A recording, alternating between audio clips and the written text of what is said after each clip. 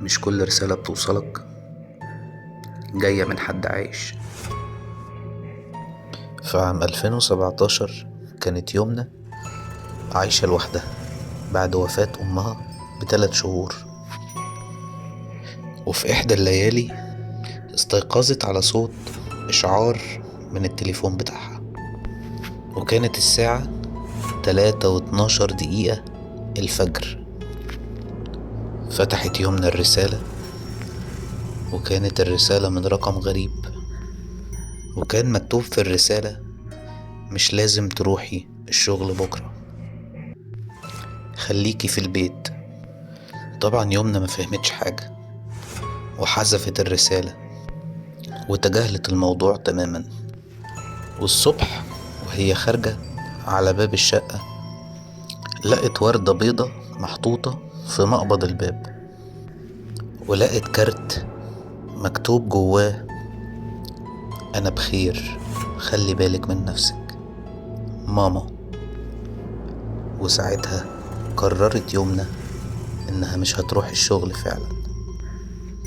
وفي نفس اليوم ده حصل حريق كبير جدا في الشركة اللي كانت شغالة فيها يمنى، ومكتب يمنى بالكامل اتحرق. ومن يومها وهي مقتنعة إن مامتها لسه عايشة معاها بطريقة ما. سلمى كانت بتنظف أوضة جدتها بعد وفاة جدتها، وهي بتنظف الأوضة فتحت درج قديم ولقت ظرف مكتوب عليه: ما يتقريش قبل 2024.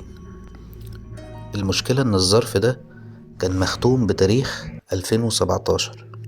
أخدها الفضول وفتحت الظرف، ولما فتحته لقت رسالة من جدتها بتحذرها من شخص هيقرب منها بعد سنين، وبتطلب منها تبعد عنه وإلا هتخسر كل حاجة. الغريبة إن الشخص ده كانت سلمى لسه متعرفة عليه من 2 بس، وهو نفس الاسم اللي كان مكتوب في الجواب ونفس التفاصيل. وسلمى واقفة تقرا الجواب ده جسمها كله اتجمد. حسام أخوه توفى في حادثة غامضة، ومن يومها بيتصل على رقم أخوه كل ليلة وهو عارف إن الرقم مش شغال. بس يوم الأربع الساعة 2:47 صباحا حسام كان بيتصل، لقى جرس ولقى حد رد عليه. صوت غريب همس في التليفون وقال: كنت فاكرك مش هتفتكرني، بس انت الوحيد اللي سمع الصرخة الأخيرة.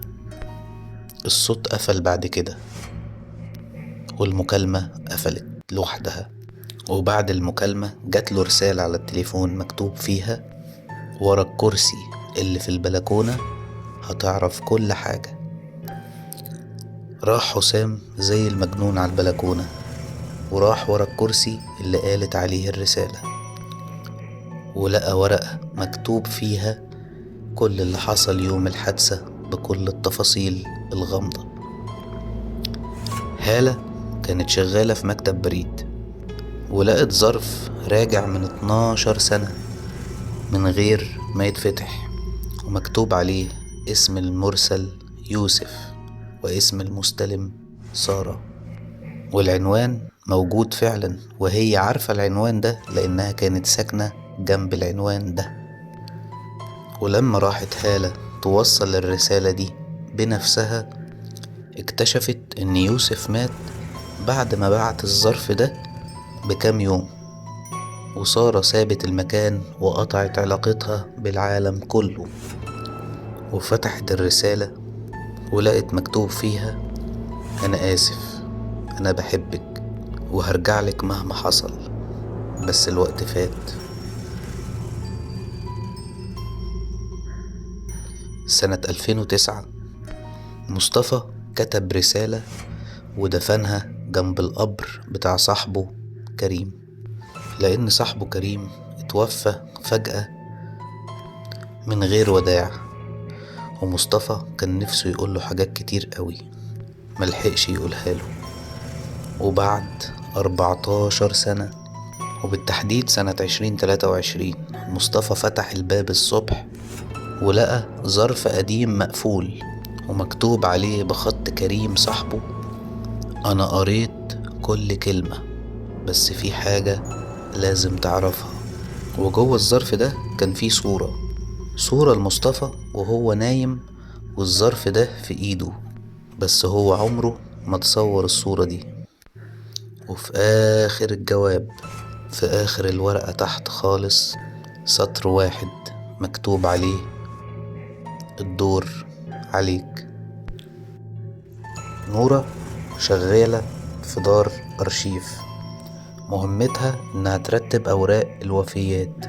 وفي يوم وهي بتراجع ملف وفاة من سنة 1998 شافت اسمها بالكامل، نفس الاسم ونفس تاريخ الميلاد ونفس العنوان القديم. بس الورقة دي مش من باب خطأ إداري، لأن عليها توقيع شخص اسمه أحمد، اللي هو خطيبها واللي هو مات من شهرين. حاولت تتجاهل الموضوع، بس اليوم اللي بعده جالها ظرف على مكتبها ومكتوب عليه: ما تحاوليش تغيري حاجة، اللي حصل لازم يحصل. تفتكر لو جالك ظرف دلوقتي هتفتحه؟ لو حد حصل معاه حاجة مشابهة لكده ياريت يكتبها لنا في الكومنتات. لو عجبك الفيديو اشترك معنا في القناة. سلام.